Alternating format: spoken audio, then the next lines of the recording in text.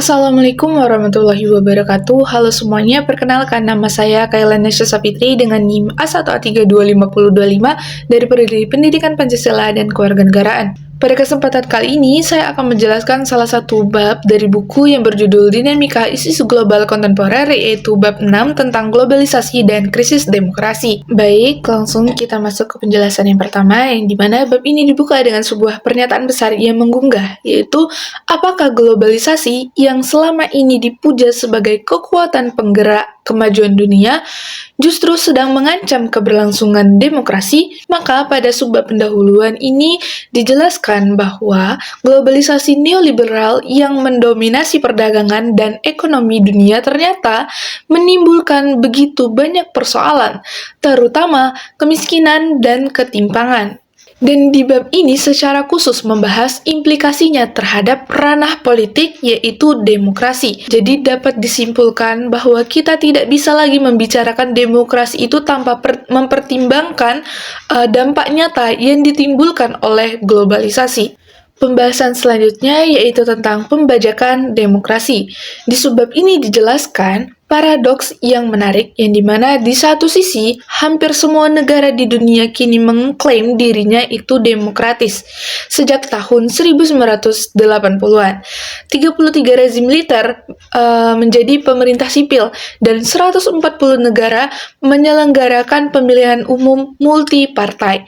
Namun di sisi lain, di balik simbol-simbol demokrasi ini, korporasi-korporasi transnasional justru semakin berkuasa dan melakukan pembajakan atas proses demokrasi. Lalu perusahaan-perusahaan besar membiayai kampanye politik, melobi kebijakan pemerintah, dan bahkan mendikte lembaga-lembaga multilateral seperti IMF dan WTO. Kemudian menurut Norena Hertz yang menggambarkan situasi ini sebagai dunia di mana bisnis itu sudah duduk di kursi pengemudi dan pemerintah hanya menjadi wasit yang menjalankan aturan yang dibuat oleh pihak lain.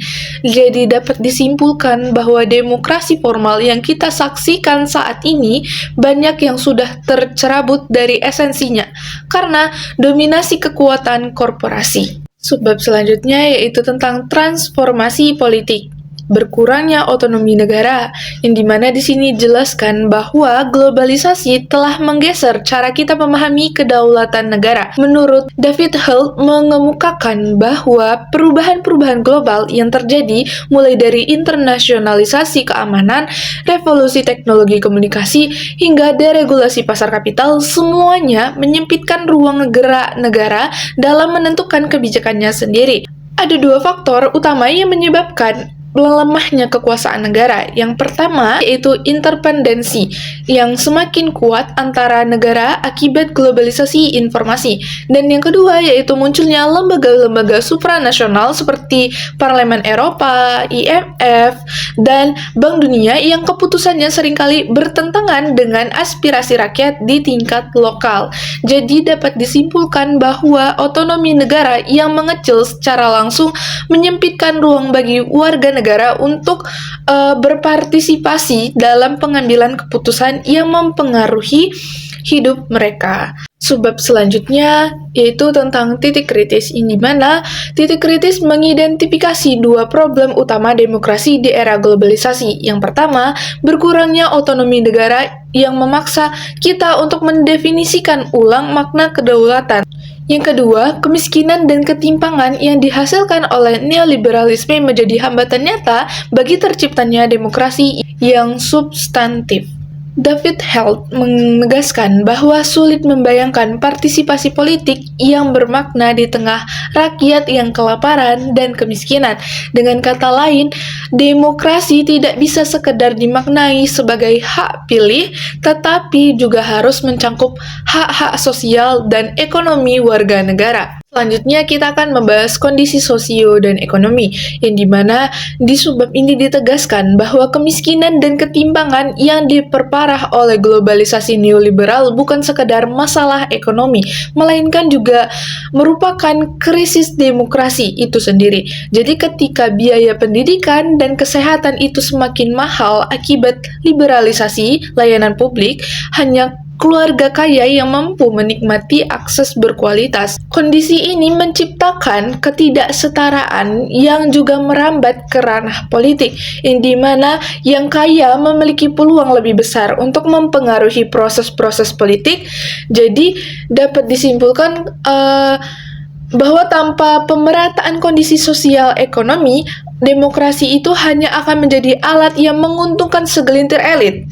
Selanjutnya kita akan membahas tentang instabilitas keuangan global, yang dimana sebab ini memperkuat argumentasi tersebut dengan contoh konkret. Di Indonesia misalnya, krisis moneter pada tahun 1997 sampai 1998 terbukti menjadi katalisator bagi demokratisasi politik, yang dimana runtuhnya rezim Soeharto membuka jalan bagi reformasi dan pemilihan umum multipartai. Namun, di sisi lain, krisis yang sama juga melipat gandakan kemiskinan secara drastis. Resep IMF yang dipaksakan melalui surat of intent menyulut demonstrasi dan kerusuhan, yang dimana memperlemah kapital sosial masyarakat dan pada akhirnya membuat proses konsolidasi demokrasi menjadi terhambat. Maka dapat disimpulkan bahwa instabilitas keuangan global itu ibarat pisau bermata dua. Ia bisa memicu perubahan politik ke arah demokrasi sekaligus meruntuhkan fondasi sosial ekonomi yang dibutuhkan demokrasi untuk tumbuh sehat. Selanjutnya kita akan membahas ancaman globalisasi terhadap demokrasi. Di sini kita akan mengulas perdebatan antara dua kubu, yang dimana mereka yang melihat globalisasi sebagai ancaman demokrasi dan mereka yang menganggapnya justru mendorong demokratisasi. Di subbab ini menggunakan dua tolak ukur untuk menilainya, yaitu otonomi dan kesetaraan. Jika globalisasi ternyata mempersempit otonomi individu dan masyarakat serta menciptakan ketimpangan yang semakin tajam, maka ia harus dipandang sebagai ancaman. Dan dari semua bukti yang dipaparkan, maka dapat disimpulkan globalisasi neoliberal itu lebih banyak mengancam daripada mendukung demokrasi yang sejati. Dan pembahasan terakhir yaitu tentang menguatnya aktor-aktor nasional dan pendalaman demokrasi. Di sini ditegaskan bahwa perusahaan-perusahaan multinasional dan lembaga multilateral seperti IMF, Bank Dunia, dan WTO adalah aktor-aktor yang paling berpengaruh namun paling tidak demokratis dalam tatanan global saat ini. Kemudian Joseph juga mengingatkan bahwa prinsip yang berlaku di kedua lembaga tersebut bukan satu orang satu suara, melainkan semakin banyak uangmu, semakin banyak suaramu. Namun di subbab ini tidak berakhir dengan pesimisme, yang dimana globalisasi informasi juga telah menyebarkan gagasan demokrasi ke seluruh dunia dan menguatkan gerakan-gerakan sipil lintas batas seperti gerakan Pintet di Amerika Latin. Jadi dapat disimpulkan bahwa yang dibutuhkan bukan sekedar lebih banyak negara yang mengklaim dirinya demokratis, melainkan pendalaman demokrasi itu sendiri. Demokratisasi atas demokrasi agar rakyat benar-benar menjadi pemegang kendali, bukan korporasi. Sekian penjelasan dari saya, semoga dapat dipahami dan bermanfaat. Saya tutup dengan wassalamualaikum warahmatullahi wabarakatuh.